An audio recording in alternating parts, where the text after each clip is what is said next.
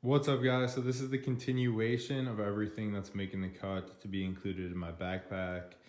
As you can see, I got a variety of electronics here, and then other essentials like the Grail water bottle slash filter, which is like a carbon filter, filters out all sorts of bacteria and viruses, as well as, probably more importantly, heavy metals.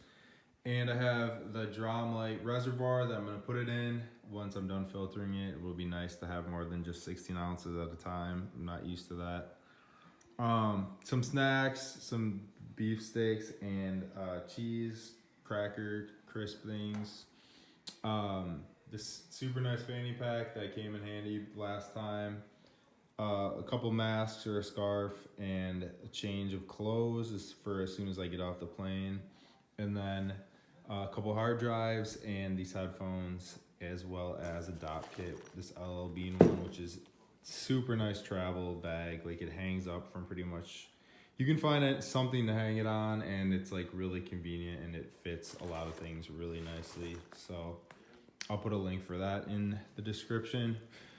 So most of that shit's gonna fit in here, and then I have this very nice pocket up top, which I keep just like my passport, cash, debit cards, keys, like pretty much all the most important things that you don't want to lose, I keep in there. It's like double sealed, and pretty easily accessible. You don't have to move all your shit around underneath that.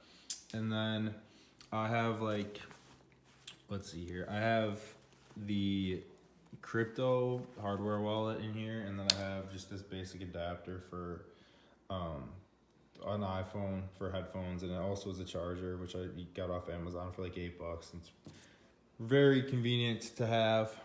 And then just like really accessible shit in here that you want to get to in an instant, which a mask, tobacco, some candy canes left over from Christmas, toilet paper, to-go toilet paper, some napkins, and a comb, and then more pens and vape stuff in there. So yeah, that's pretty much it.